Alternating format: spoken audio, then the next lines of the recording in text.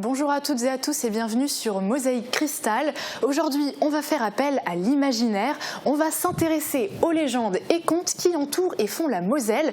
Parfois, ces légendes sont la source de nos traditions et pourtant, on a tendance à les oublier. Et c'est avec Damien Schuller, le fondateur de l'entreprise Patrimoine Vivant, que l'on va évoquer ce patrimoine immatériel. Bonjour à vous. Bonjour. Et puis, il y a Marie-Morgane aussi. Salut. Salut. Alors, avec toi, on va enfiler nos chaussures de marche. Et oui, nos internautes, ils nous ont dévoilé les lieux qu'ils préfèrent pour faire un peu de randonnée. Super, on voit ça en deuxième partie d'émission. Direction Sarralbe pour rejoindre Laurie en duplex. Laurie, bonjour. Tu as assisté à une étape très importante sur le chantier du pont de Sarralbe. Où ça en est ? Coucou Irani, nous sommes sur le chantier du pont de Sarralbe où vient d'être coulée la deuxième pile. Comme tu peux le voir, nous sommes bien équipés, casques, chaussures de sécurité et gilets jaunes. Puisqu'en dessous de nous, il y a de l'eau, mais bon, c'est logique puisque c'est un pont. Le pont a été démoli en juillet dernier et la première pile a été coulée il y a 2 semaines. Comme vous pouvez le voir, c'est un gros chantier et vous allez pouvoir découvrir les difficultés qu'ont rencontrées les ouvriers tout à l'heure. Merci Laurie. Merci Laurie et merci à Thomas Drouin pour le cadrage. On en reparle d'ici quelques instants, mais avant on jette un œil sur l'actualité du secteur.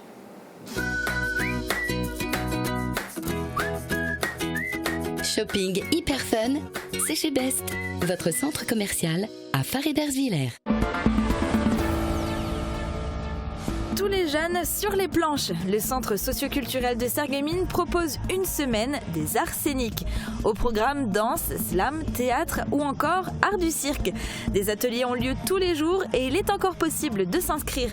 L'objectif étant de participer au spectacle qui clôturera la semaine vendredi après-midi. Un mur menaçant à Moutérouze.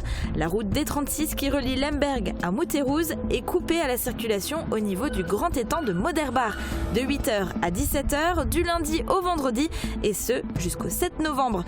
Un alternat est en place le week-end et le jour férié. La cause de ces travaux, un mur qui commence à basculer et qui menace les automobilistes. Les ouvriers du chantier vont installer des barres de fer par technique de clouage dans le mur afin de le maintenir. Avis de sécheresse sur la région, il y a parfois des signes qui ne trompent pas quant à la quantité de pluie tombée dernièrement. À Blies-Guersviller se trouve un accès à la rivière dont les derniers mètres sont parfois sous l'eau. Ces derniers temps, c'est une petite plage qui s'y développe et signe qu'elle n'a pas été recouverte depuis longtemps, l'herbe commence même à y pousser. Gaia Trend, finaliste du concours Trophée hors norme 2018. Le fabricant de liquide pour cigarettes électroniques basé à Rohrbach-les-Beach a concouru dans la catégorie Prendre un temps d'avance. Pionnière dans le monde de la vape en France, l'équipe de Gaia Trend est fière de recevoir ce prix du concours qui récompense des projets innovants. Et une rencontre citoyenne de plus à Sarreguemines. Cette fois-ci, c'est le quartier de Beau-Soleil qui a reçu la visite du maire et de 3 de ses adjoints. Partis de la maison de quartier, ils se sont ensuite rendus à la rencontre des habitants dans les rues du quartier. L'occasion de discuter du projet ou de répondre aux questionnements des personnes croisées. Un problème soulevé a notamment été celui du stationnement.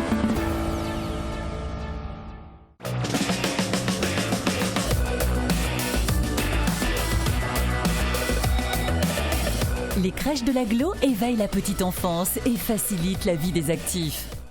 Quelles sont les prévisions pour demain ? Eh bien, je laisse la parole à Marie-Morgane pour la météo. Avec le Crédit Mutuel, partenaire des grands événements sportifs.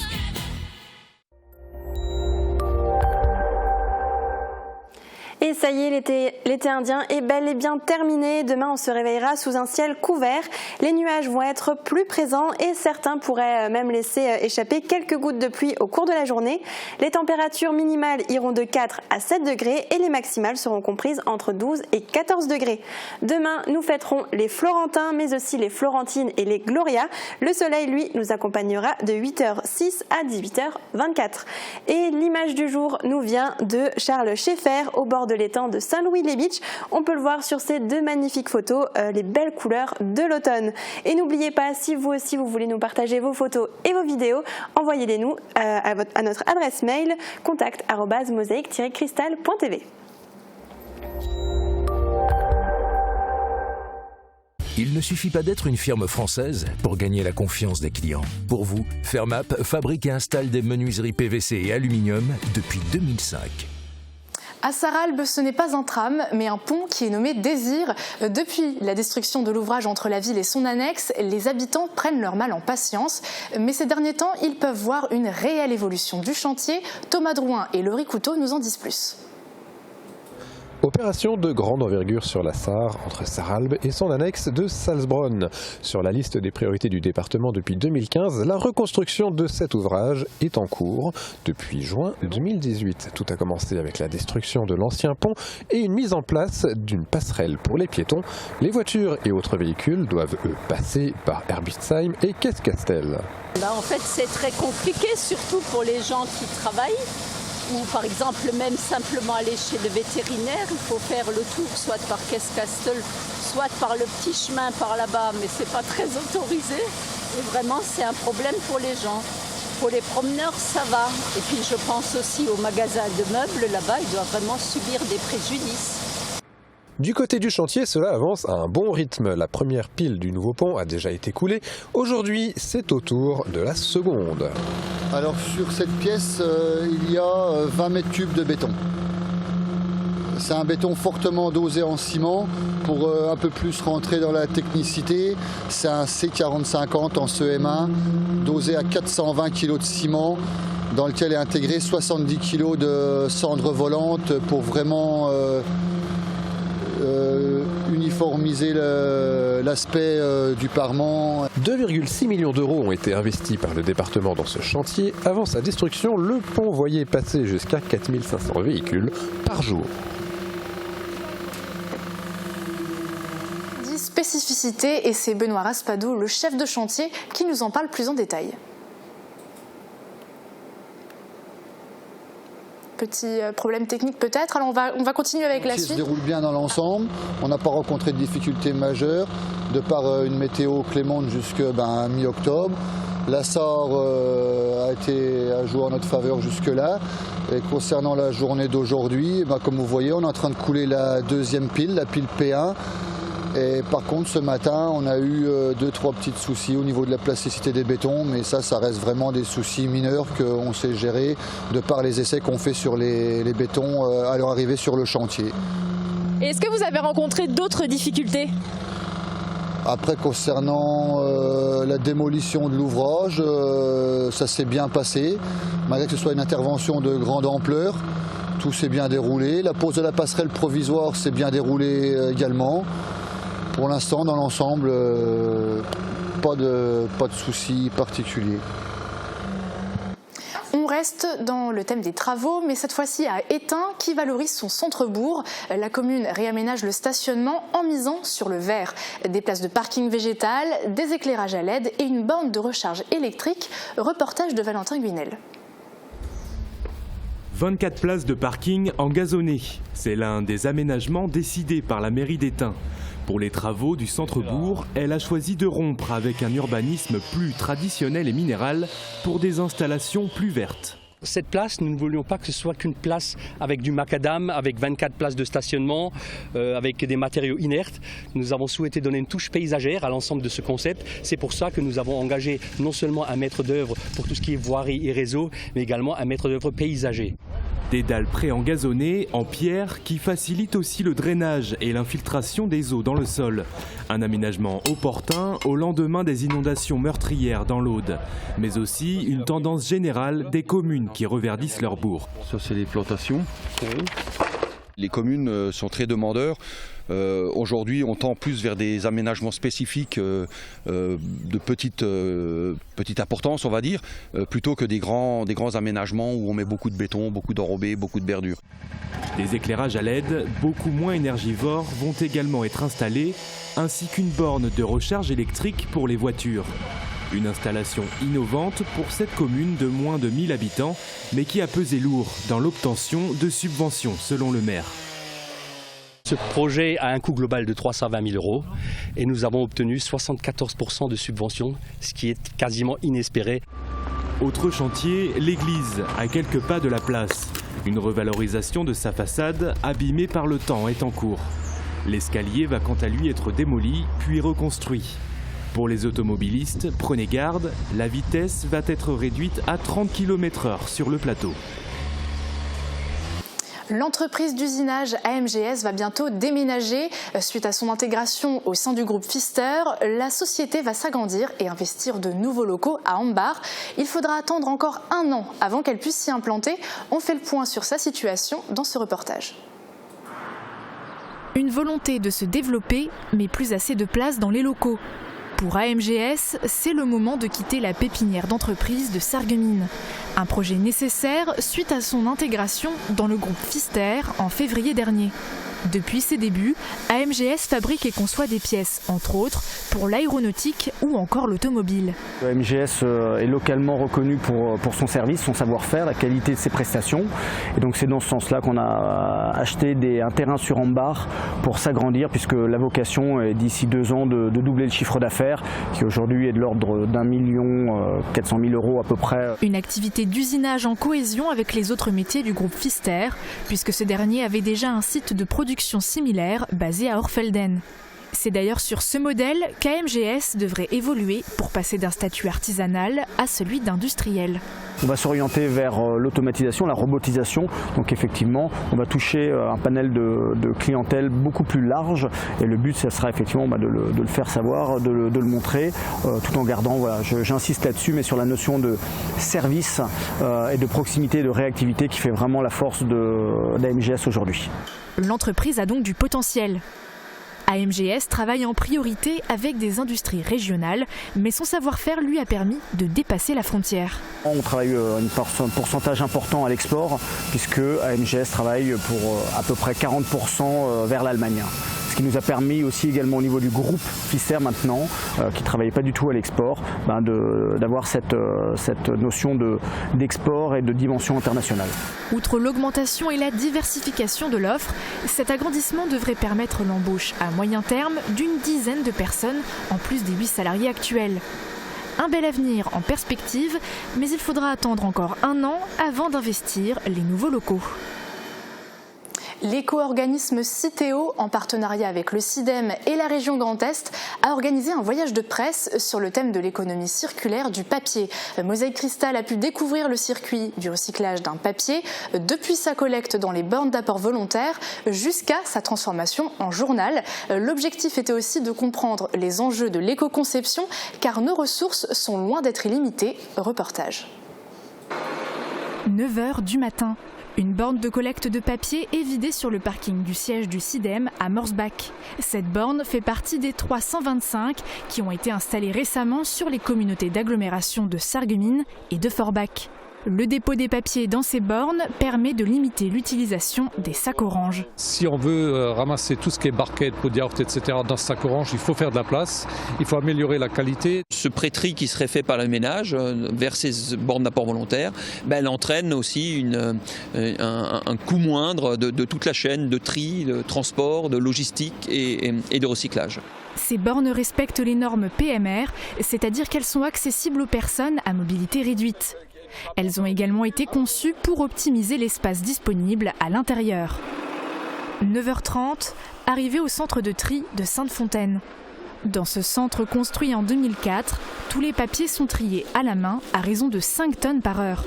La priorité est donc à la modernisation de ces centres pour répondre aux exigences des consignes de tri. Et donc il y a une nécessité qui est devant nous là, dans les 3 ou 4 ans, qui va être d'évoluer et de faire évoluer la technologie du centre de tri pour s'adapter à ces nouveaux flux et à l'évolution ici de cette collecte de fibreux qui va, je pense, lentement se généraliser sur l'ensemble du territoire.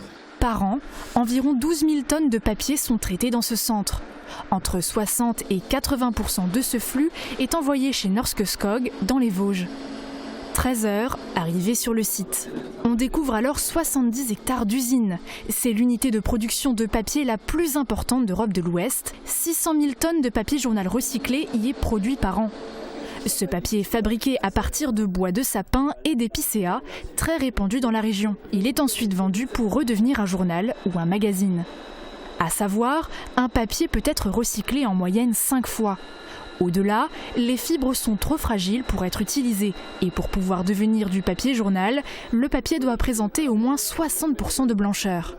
En France, le recyclage des papiers représente 90 000 emplois. Si je fais ce geste de tri qui me paraît peut-être anodin, je vais derrière aussi permettre à une industrie, à cette usine de se construire, à cette usine de vivre, des emplois. Donc quand je fais le geste de tri, ça a aussi du sens. Je permets derrière une économie de se développer. 85% de la matière réceptionnée par Norske Skog provient de la collecte sélective. Ici, les papiers sont mis dans l'eau pour former une pâte qui sera ensuite épurée de tous les éléments indésirables, type agrafe. La pâte est ensuite lavée de son encre et mise en bobine. Cette énorme bobine pèse environ 4 tonnes. Aujourd'hui, 60% des papiers de publication sont éco-conçus. Lorsqu'on fabrique un produit en papier, eh bien, on doit se poser la question de sa recyclabilité derrière. Il y a des choses qui peuvent perturber le recyclage. Donc notre rôle est d'inciter, de conseiller. Et on a un système de bonus-malus en fonction des contributions qui sont en fonction du poids. Eh bien, on apporte un malus si c'est un perturbateur ou un bonus si, par exemple, l'entreprise communique tout simplement sur le geste de tri. La région Grand Est présente des résultats exemplaires en matière de tri des papiers. La région Grand Est est la 4e meilleure région en France en quantité de papier trié, avec des disparités en fonction des territoires dans la région, mais globalement, on trie 27% de plus que la moyenne nationale en papier. Donc on peut être fier des résultats de la région. Maintenant, si on regarde ce qui reste encore... Et oui, aujourd'hui, 4 papiers sur 10 ne sont pas recyclés. Recycler 100% des papiers, un objectif utopique. Mais Citeo se défie d'en recycler 65% d'ici 2022. Entre collectivités locales pour échanger. Et si ces objectifs ne sont pas atteints, des solutions sont envisagées afin d'inciter au recyclage. La tarification incitative en est une. Je vous propose d'écouter Christophe Neumann, directeur régional de Citeo. Aujourd'hui, on a quasiment tous les moyens, mais parfois, il faut un peu plus marcher, c'est un peu plus loin. Donc on réfléchit au positionnement du conteneur, à faciliter l'accès au geste de tri, ou tout simplement à payer ces déchets en fonction des quantités qu'on produit. C'est ce qu'on appelle la tarification incitative. Je vais, comme quand j'ouvre mon robinet, je paye en fonction du mètre cube, et bien là, je vais payer mes déchets en fonction du poids ou du nombre de passages du camion. C'est important qu'on prenne conscience qu'on a un rôle chacun à jouer sur la gestion de nos déchets aussi. Les collectivités locales. Dans la nuit de samedi à dimanche, on passe à l'heure d'hiver. On pourra dormir 1 heure de plus, mais il fera nuit 1 heure plus tôt. Depuis 1976, on change d'heure 2 fois par an. Et si la France suit la proposition de la Commission européenne, cette gymnastique pourrait bientôt disparaître. Les citoyens sont-ils favorables à ce changement? On écoute tout de suite leur réponse. Est-ce que vous êtes favorable au fait qu'on reste à l'heure d'été ?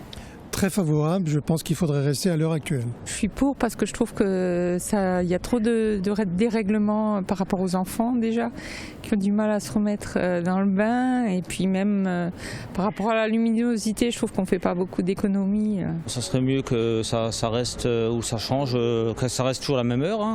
Je pense que c'est préférable. Je pense que ce serait plus proche aussi de notre rythme biologique naturel, et que ça pourrait être mieux pour notre vie de tous les jours.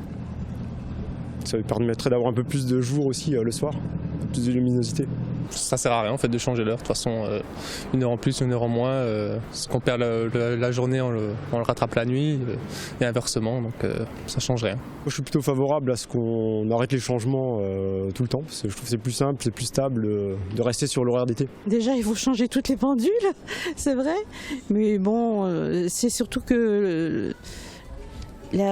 comme je vous dis, la luminosité, quand on rentre le soir, on va en promenade, il fait sombre tout de suite, il faut se dépêcher pour rentrer. Qu'est-ce que ça changerait pour vous? Rien. Pour moi, ça change rien, quoi. Qu'on soit à l'heure d'été ou à l'heure d'hiver, je remarque pas trop la différence. Que ce soit de un sens changé ou pas changé, je me plierai à la majorité. Autre info qui vient de paraître au journal officiel, Großbiederstroff fait partie des 9 communes mosellanes reconnues en état de catastrophe naturelle pour les dommages causés par les inondations et les coulées de boue.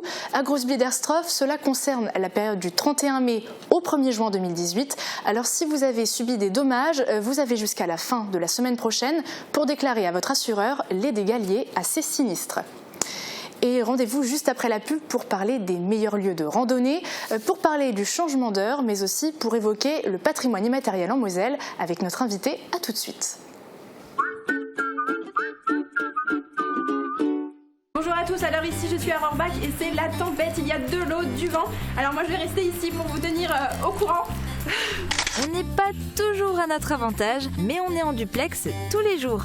À découvrir du lundi au vendredi dès 12h sur Mosaïque Cristal. J'ai tout prévu pour mon mariage. La salle, la robe, le traiteur, le fleuriste et même le photographe. Et pour le voyage de noces, pas facile de choisir. Notre agence Prêt-à-partir de Sarreguemines vous aide sur le choix de la destination, des activités, grâce à des conseils personnalisés. Avec Prêt-à-partir, dites oui à l'inoubliable. Nouveau en zone industrielle de Sarreguemines, l'atelier gourmand vous propose toute une sélection de gourmandises. Du pain frais toute la journée, de succulentes pâtisseries artisanales, des hamburgers maison fraîcheur garantie et tout un assortiment de pizzas et de sandwichs. Vous pouvez manger sur place ou profiter du drive. L'atelier gourmand vous invite chaque jour du lundi au samedi, de 5h du matin à 22h.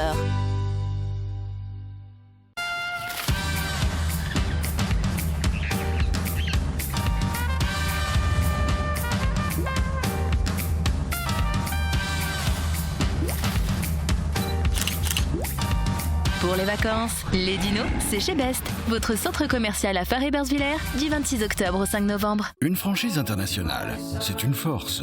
Mais les géants ont aussi besoin d'une âme. C'est ici qu'elle se trouve, dans ces mains qui entretiennent votre moteur. Elle est dans l'attention particulière faite à la révision de vos freins. Elle est dans la mécanique délicate d'une courroie de distribution. Elle est dans le contrôle minutieux du parallélisme de vos roues. Elle est dans l'attention particulière de votre accueil. Euromaster, vous êtes entre de bonnes mains. Quand Romain a vu sa vue baisser, il a consulté spontanément un ophtalmologiste. Aujourd'hui, il entend moins bien et tout naturellement, il est allé consulter. À la Passion de l'audition, il a rencontré Lucille et Bastien, audioprothésistes. Ils lui ont proposé une solution d'expert adaptée à ses besoins, à son mode de vie et à ses contraintes financières. Entendre n'est plus un luxe, mais une nécessité.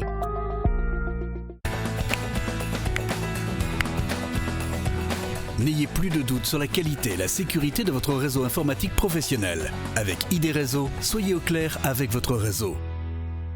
Chute, malaise, c'est ce que redoutent les proches d'une personne âgée qui vit seule. La téléassistance AVS est la solution adaptée. Déclenchez un appel à l'aide en pressant tout simplement le bouton du pendentif connecté en toutes circonstances. Simple, pratique et rapide à mettre en place, la téléassistance AVS permet aux seniors de vivre à domicile en toute sérénité. AVS Santé, notre métier, vous accompagner. L'hiver arrive, je renforce mes défenses immunitaires. La Vie Claire propose plus de 1850 produits pour mieux vivre au quotidien. Produits de saison, produits frais, toujours bio et durables, vous attendent dans notre enseigne éco-responsable. Découvrez aussi nos produits vitaminés, compléments alimentaires, sans oublier la cosmétique au top des exigences. La Vie Claire cultive la bio depuis 70 ans.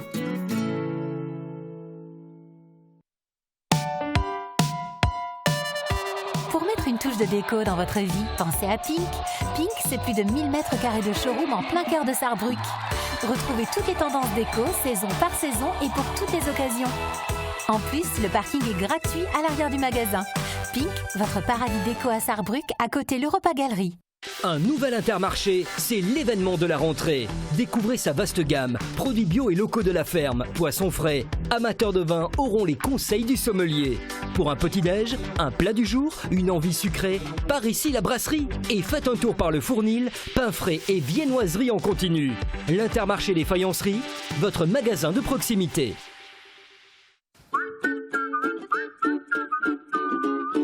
C'est le moment de lire les commentaires des internautes, alors on regarde la question qu'on leur a posée. L'automne, c'est la saison parfaite pour organiser des randonnées. Quels sont les endroits que vous préférez pour faire de la marche? Dites-nous tout dans les commentaires. Alors Marie-Morgane, où est-ce qu'on peut croiser nos internautes qui pratiquent la marche? Alors ils apprécient tout particulièrement se promener autour des châteaux. Nicolas nous a écrit château du Fleckenstein et sentier des 4 châteaux avec une vue magnifique sur les Vosges du Nord depuis le château du Hohenbourg. Alors le château du Fleckenstein se situe dans la commune de Lembach et le château du Hohenbourg se situe à Wingen dans le Bas-Rhin. Mais Nicolas traverse aussi la frontière et aime se balader à la Saarschleife qui se trouve à Mettlach en Allemagne. Et Catherine nous a écrit autour de Obersteinbach, Winstein et les alentours de Saverne. Sinon, il y a le très beau circuit Hanau Rouge au départ de l'étang de Hanau. 3 châteaux, un rocher, une tourbière et la chapelle Notre-Dame-des-Bois dans une même balade. Et cet automne, on a vraiment de la chance avec le temps pour en profiter. René nous a répondu: pour moi, malheureusement, les balades sont des souvenirs. Maintenant, il faut des voies goudronnées pour le fauteuil roulant. Mais avant cela, je me promenais souvent, surtout des randonnées en montagne. Sinon, dans la région, c'était surtout le secteur de Bärental, avec comme point final le restaurant L'Arbre Vert à Bärental. Cela motivait pour se promener. Alors, en revanche, pas trop de cueillettes de champignons pour nos internautes cette année. Eric nous a écrit: pour les champignons, c'est râpé. Cette année, il fait trop sec. Et vous êtes amateur de promenade? Tout à fait. Et de randonnée, j'ai reconnu tous les noms là, que j'ai entendus, j'en ai pratiqué une bonne paire. Oui. En tout cas, ça nous fait des belles promenades en perspective et on va continuer de se balader, mais dans notre imaginaire cette fois-ci, avec les dragons, les sorcières et autres légendes qui sont nées en Lorraine. Damien Schuller, vous êtes le fondateur de l'entreprise Patrimoine Vivant. Alors déjà, en quelques mots, qu'est-ce qu'on entend par patrimoine vivant et patrimoine immatériel? Voilà, donc l'entreprise s'est appelée Patrimoine Vivant pour parler d'un sujet qui est celui de l'UNESCO, donc des Nations Unies, le patrimoine immatériel culturel. L'idée, je reprends le terme de l'UNESCO, c'est toutes les formes d'expression vivante d'une culture, d'une identité, d'un territoire à travers le monde. Alors, vous avez quand même consacré 30 ans de recherche autour du patrimoine immatériel. Pourquoi finalement? Quel est l'intérêt de s'intéresser à quelque chose qu'on ne voit pas forcément? Alors, mon entrée, ça a été le thème des civilisations. J'étais passionné, étant ado, d'abord de civilisations lointaines, avant de comprendre qu'il y avait une véritable richesse chez nous et que cette richesse, effectivement, ne se voit pas forcément à travers des monuments, à travers des choses factuelles. Et voilà, j'étais embarqué là-dedans à partir de 20 ans, avec 30 années de recherche personnelle. Et alors, la Moselle-Est, est-ce qu'elle est fournie en patrimoine immatériel, finalement? Oui, complètement. Donc déjà, autant que n'importe quelle autre région, évidemment, mais j'y suis particulièrement attaché parce que j'en suis, mais aussi parce qu'on est au carrefour de différentes cultures. On oublie toutes les traces qui restent dans les légendes, dans les paysages de la civilisation celtique, des civilisations germaniques, l'alémanique, c'est-à-dire ce qui a donné l'Alsace plus tard, et le roman, c'est-à-dire le reste de la Lorraine. Et on est ici, Moselle-Est, au carrefour de toutes ces sensibilités. Et vous avez des exemples à donner en Moselle-Est, qu'est-ce qu'il pourrait y avoir comme légende comme culture ou civilisation dont vous parliez? On en parlera tout à l'heure de notre atelier sur les dragons, mais par exemple, il y a un des thèmes qui est devenu le logo de Patrimoine Vivant, c'est le thème de la Wavre, qui est commun en Moselle-Est comme ailleurs, c'est-à-dire de la femme serpent qui attire l'homme au fond des eaux, qui lui fait oublier toute notion du temps. C'est lié aux Dames Blanches, c'est lié au thème de Sainte Marguerite. Voilà, c'est des thématiques extrêmement riches. Et il y a beaucoup de lieux en Moselle-Est quand vous parlez de la Dame Blanche, par exemple, est-ce qu'il y a des promenades à faire pour essayer de se ressourcer dans ces lieux-là ou... Je l'ai entendu tout à l'heure en entendant parler des randonnées. C'est n'importe quel château des Vosges du Nord. Vous avez derrière une histoire de Dame Blanche, de dragons et de trésors cachés. Donc, par exemple, le château de Malbrouck, le château de Salbourg, ce genre de château. Et en Moselle-Est, oui, tous les châteaux des Vosges du Nord. D'accord, très bien. Alors, petite question, comment est-ce que vous avez réussi à recueillir toutes ces informations finalement ? Oui, donc déjà 30 ans, études de documents anciens, d'anciennes encyclopédies, de ce qu'on a appelé le travail de récollection de chercheurs du 19e siècle qui ont vu que tout ce patrimoine était voué à disparaître, parce que le débat est là aujourd'hui. Et il y a 20 ans, des enquêtes auprès de personnes âgées, c'est-à-dire que j'ai interrogé des gens de plus de 80 ans, il y a déjà 20 ans, ces personnes ne sont plus là aujourd'hui, et là il y a une véritable mine d'or sur des traditions oubliées par toutes les autres personnes âgées du territoire. Et alors, on parlait de votre entreprise, donc Patrimoine Vivant. Vous proposez en fait différentes façons de travailler sur ce sujet du patrimoine immatériel. Vous avez des randonnées, il y a des débats. Vous parlez tout à l'heure d'un atelier, vous avez un petit peu spoilé, mais on peut en parler maintenant. Justement, il y en a un demain. Alors expliquez-nous, ça va être sur quel thème ? Alors, donc demain, c'est effectivement sur le thème des dragons. Donc, il y a plusieurs manières d'aborder le patrimoine immatériel. Des cours étaient prévus en université populaire, un programme d'atelier à l'année, de l'expertise auprès des collectivités qui souhaiteraient se questionner sur l'identité de leur territoire. Donc, en l'occurrence, l'atelier de demain, oui, sur le thème du dragon, c'est faire redécouvrir toute la symbolique qui était cachée derrière ce terme, symbolique qui est très, très, très riche et assez surprenante. Et j'aurais envie de dire qu'il touche à la psychologie humaine à travers les temps.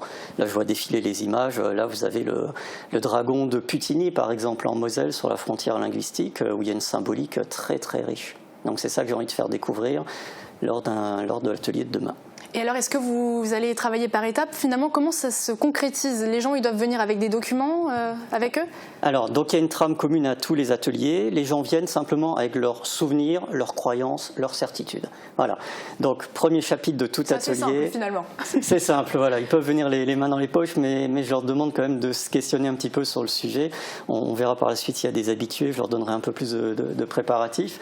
Mais premier temps, c'est les gens qui parlent. C'est les gens qui prennent la main sur l'atelier. Qu'est-ce que vous pensez savoir du sujet? Deuxième chapitre, décryptage du sens. Qu'est-ce qui se cache derrière telle légende, derrière telle tradition, derrière telle façon d'aborder une saison ou la nature? Troisième partie, 21e siècle, qu'est-ce qu'on fait de ça aujourd'hui? Oui, comment est-ce qu'on peut le réinterpréter ou l'incorporer aujourd'hui? Très bien. Et alors, où est-ce qu'on peut retrouver toutes ces informations? Est-ce qu'il y a encore de la place pour s'inscrire? Alors, quelques places encore sur l'atelier de demain à 14h30, à l'épicerie Del Gusto, parce que j'ai souhaité que les ateliers se passent en ville, chez des acteurs du territoire. Et donc, c'est encore possible de s'inscrire, soit par téléphone, et si vous n'avez pas mis la main sur les coordonnées, page Facebook, Patrimoine Vivant. Très bien, merci beaucoup pour toutes ces informations. Merci à vous. Alors on va vous proposer maintenant une nouvelle chronique que vous pourrez retrouver chaque mardi.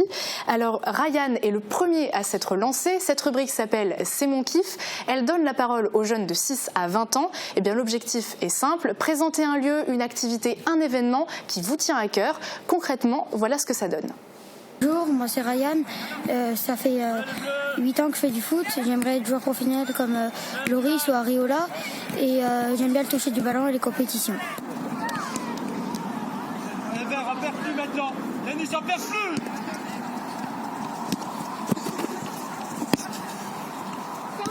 Ferme, Denis viens.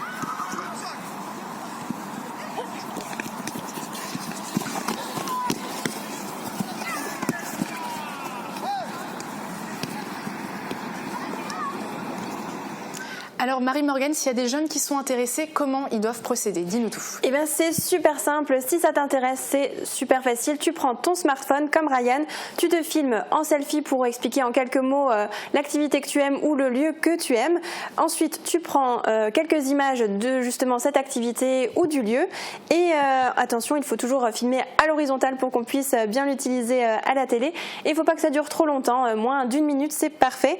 Et ensuite tu nous envoies toutes ces vidéos via WhatsApp au 06 81 82 40 33 ou sur notre adresse mail contact@mosaïque-cristal.tv et nous on s'occupera du montage. Alors on compte sur ta créativité. Tout à fait, d'ailleurs on a vraiment hâte de voir tout ça. Damien Schuller, merci beaucoup, Marie-Morgane, merci beaucoup. Je vous dis déjà au revoir, mais on termine notre émission sur les sentiers du club vosgien. Flora est partie marcher sur le sentier des grottes de Lemberg avec Christine Brunner, présidente du club vosgien de Lemberg, et Alain Ferstler, président de la fédération du club vosgien. Passez une belle journée et surtout suivez le guide.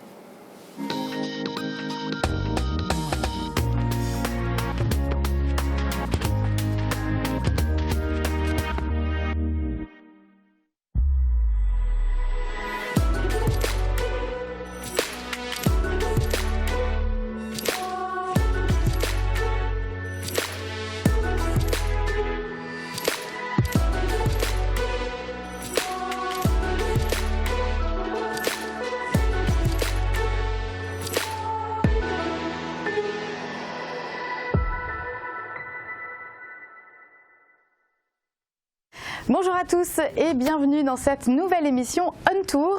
Chaque semaine, on vous emmène en immersion avec nous et aujourd'hui, on va s'intéresser au club vosgien. On m'a donné rendez-vous ici, au chalet de Lemberg. Alors, je ne sais pas pourquoi, mais je sens que j'ai bien fait de mettre mes baskets. Allez, avant toute chose, je vous propose d'en savoir plus sur le club vosgien. Regardez. Notre fierté, ce sont nos sentiers, leur balisage, c'est notre image. Un slogan du club vosgien qui résume le travail colossal des bénévoles tout au long de l'année pour répondre à la mission première de l'association, œuvrer pour le développement du tourisme en balisant des sentiers de randonnée pour rendre le massif des Vosges accessible au plus grand nombre. Aujourd'hui, on peut parcourir plus de 20 000 km de sentiers de randonnée dans tout le massif. Avec le souci constant du respect de l'environnement, le Club Vosgien s'est doté d'une charte de la protection de la nature inspirée des fondements de la Charte nationale de l'environnement. L'aventure du Club Vosgien a commencé en 1872 à Saverne. L'idée était de créer une société touristique dans les Vosges. Il a pris le nom de Vogesen Club. Son premier président était M. Nurburg, président du tribunal de Strasbourg. Dès 1879, le Club Vosgien est reconnu d'utilité publique. Transformé en fédération en 1995, aujourd'hui ce sont plus de 120 associations réparties dans les départements du Bas-Rhin, Haut-Rhin, Vosges, Territoire de Belfort, Meurthe-et-Moselle et Moselle, ainsi qu'une association à Paris et une autre dans le Gard. Les sentiers ont fait des émules. Le Club Vosgien a été sollicité pour des missions de conseil sur le balisage des sentiers de randonnée au Brésil et en Lettonie. Il gère aussi 14 chalets, 22 refuges et 43 abris pour les randonneurs dans le respect de la protection de la nature et des paysages. Et pour ne pas se perdre en forêt, le Club Vosgien édite des guides depuis ses débuts. Le Führer durch die Vogesen a été publié en 1881. En partenariat avec l'IGN, les itinéraires balisés se retrouvent aujourd'hui sur 27 cartes au 1/25 millième et 8 cartes au 1/50 millième. Été comme hiver, le Club Vosgien fait la promotion de la randonnée pédestre via ses associations. Par tous les temps, les randonneurs sont de sortie, suivez le guide.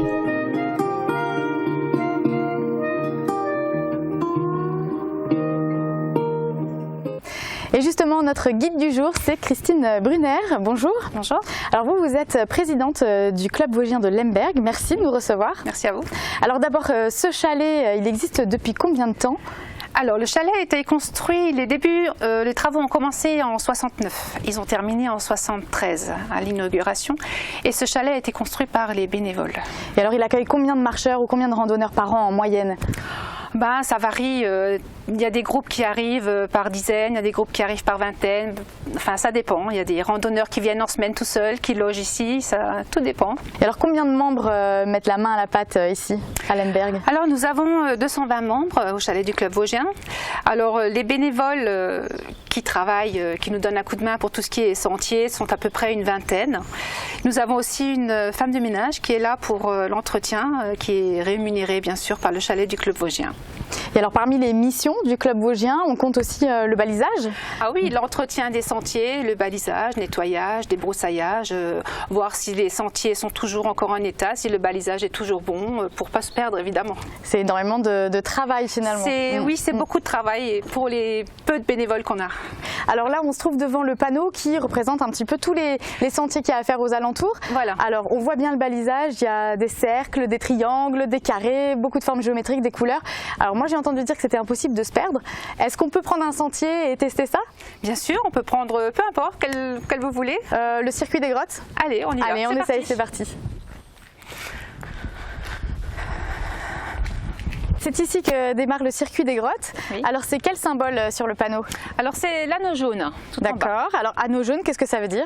Alors anneau jaune, c'est circulaire qui débute d'ici, qui passe par la cascade des Ondines, qui passe par la Bildmühl, qui rejoint la place de la Poste et qui revient ici. Et en termes de difficulté, c'est quel niveau ? Alors c'est accessible à tout le monde, même aux enfants. Bon, c'est une belle balade, ça dure à peu près 2 heures, ça fait 8 km. Ah oui, quand même. Oui. Alors là, je vois que ça commence en descente. Est-ce que c'est comme ça jusqu'au bout ? Non, ça va pas être comme ça. Non, malheureusement. Non. Bon, alors ce type de balade, on peut les faire seuls, mais on peut aussi les faire avec un guide. Et c'est ce qu'a fait Catherine Henrich. Elle s'est glissée dans une balade autour de Sourtes. Regardez. Il est 9h moins le quart, en ce dimanche matin ensoleillé. Une vingtaine de marcheurs est réunie au départ de la sortie mensuelle du Club Vosgien de Beach. Aujourd'hui, le guide, Gilbert Fogel, emmène le groupe à la découverte des 5 rochers remarquables qui entourent le village. Au programme, 9,5 km le matin et 7,5 l'après-midi. Et ça commence fort avec une belle ascension pour atteindre les hauteurs du village et le premier rocher. Alors maintenant, jetzt gehen wir dann runter. Spitzstein, Straßenfelsen, Kommafelsen. Après, il sera midi. Repas. Après, Jägerfelsen, Teufelsfelsen. Parfois, on est en su, comme là aujourd'hui. On est un petit peu, il fait beau. Pratiquement par endroit, on sera obligé de prendre des chemins non balisés. On utilise généralement des sentiers balisés, mais là, on va faire ces 5 rochers-là. C'est une idée qu'on a eue de les relier. Dans le groupe des marcheurs, il y a les habitués, membres du club de beach, et puis des marcheurs affiliés à d'autres sections du club vosgien. Certains sont venus de Creutzwald et Forbach. Généralement, ces pierres servaient de repères cadastrales, des choses comme ça. Ouais. Alors celui-là, ici, on est à la limite Lorraine-Alsace. Hein, toi, tu es en Alsace. Oh. Passeport. La frontière, c'est ça. Avec le club vosgien, on ne marche pas juste pour marcher. Le but de la sortie, c'est aussi la découverte. Gilbert a préparé cette sortie depuis des mois, mais a été contraint de la reporter 2 fois à cause de la chasse, puis d'une tempête au début du printemps. Mais sinon, rien n'arrête les marcheurs du club vosgien. Aujourd'hui, ils ont de la chance, l'été indien est avec eux. Marcher en groupe permet aussi de créer du lien. Ici, tout le monde ne se connaît pas, mais après quelques pas dans la nature, les langues se délient et l'on papote gaiement. On respecte aussi le rythme de chacun. Il ne faudrait pas perdre quelqu'un en route. En fait, c'est pour faire découvrir, pour permettre de découvrir plus facilement la forêt. Hein, que ce soit étangs, châteaux, des bornes en forêt. Là, on va en voir une bientôt. Des casemates de la ligne Maginot, des arbres particuliers. Le groupe arrive presque à l'heure pour l'apéro. Avec en poche champignons et châtaignes glanés en chemin, ils repartiront dans l'après-midi pour un second tour en forêt. S'il n'y avait que quelques mots à retenir après une sortie avec le club vosgien, ce serait découverte, nature et surtout convivialité.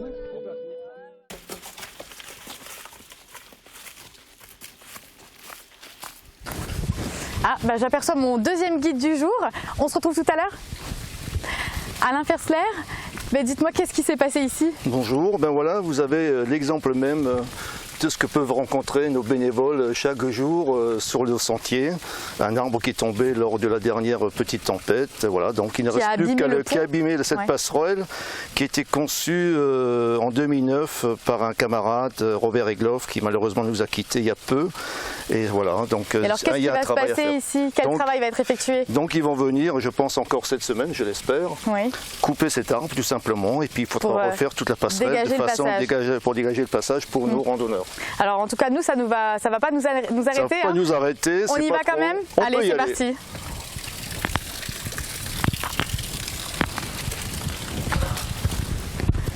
Alors vous, Alain Fersler, vous êtes président de la fédération du club vosgien. Actuellement, le club vosgien, c'est plus de 120 associations. Ça représente quoi pour vous? Alors le club vosgien, actuellement, c'est 123 associations. 32 000 membres, dont 1300 membres actifs qui travaillent tous les jours sur nos itinéraires balisés. Et alors ça fait combien de kilomètres de sentiers? Ça représente 20 000 kilomètres de sentiers sur l'ensemble du massif vosgien et sur l'implantation du club vosgien.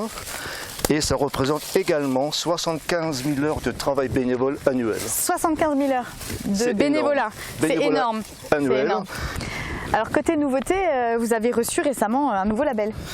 Effectivement, le club vosgien a obtenu le label du patrimoine culturel européen 2018. Alors c'est quoi les conditions pour avoir ce label par exemple? Alors forcément pour avoir ce label, il faut avoir été reconnu, avoir les bons sentiers, une expertise du travail que nous faisons journalièrement.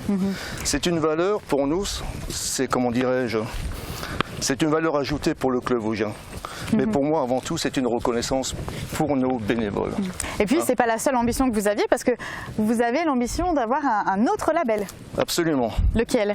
Moi, je suis ambitieux, pas pour moi, parce que ma carrière est derrière moi, mais je suis ambitieux pour le club vosgien et tous les membres qui le composent.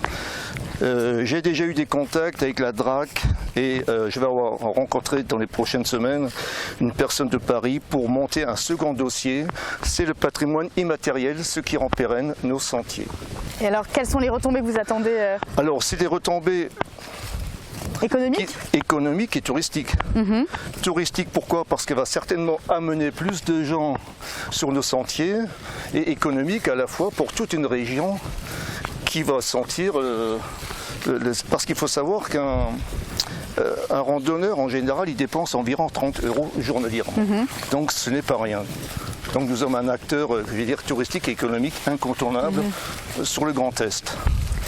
Et ça va permettre de valoriser non seulement le club vosgien, mais aussi les salariés, les bénévoles, tous ceux qui s'investissent dans l'activité au quotidien en fait. Absolument, ça valorise le club vosgien, ça valorise notre image au niveau national et international, parce que nous avons beaucoup de gens, surtout des pays limitrophes comme le Luxembourg, la Belgique, l'Allemagne, qui viennent sur nos sentiers. Et aussi, ça met en valeur nos bénévoles et tous ceux qui travaillent journalièrement, comme j'ai déjà dit tout à l'heure. Alors au Club Vosgien, il y a une devise. On dit qu'un jour de sentier égale 8 jours de santé. Moi, je voulais savoir si vous, personnellement, c'est une devise qui vous parle. Elle me parle, je la respectais dans le temps, mais vu le programme que j'ai actuellement, parce que j'ai pas mal de travail au niveau de la fédération, oui. Je peux dire que je le pratique une fois par semaine. Bah, c'est déjà pas mal. C'est déjà pas mal. C'est déjà pas mal. Eh bien nous on a rencontré quelqu'un, il s'appelle Antoine Pixin. Alors il est guide au chalet de Lemberg. Alors non seulement c'est sa devise, mais en plus de ça, il nous apprend à lever les yeux. Regardez.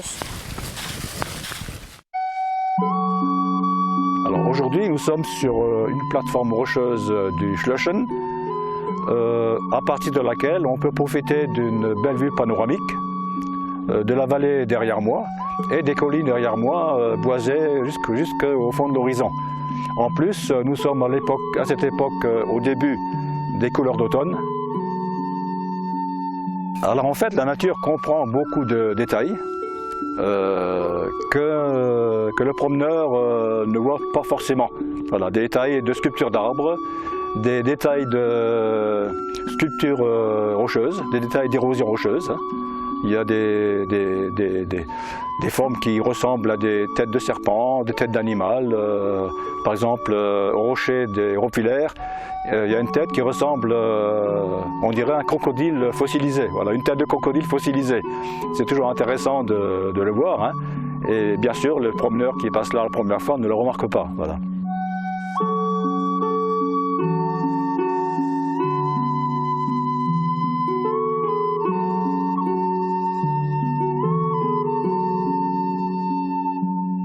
Donc profitons de cette belle vue panoramique ici du Schlossen, qui demeure sans conteste l'une des plus belles du pays de Bitche. Voilà.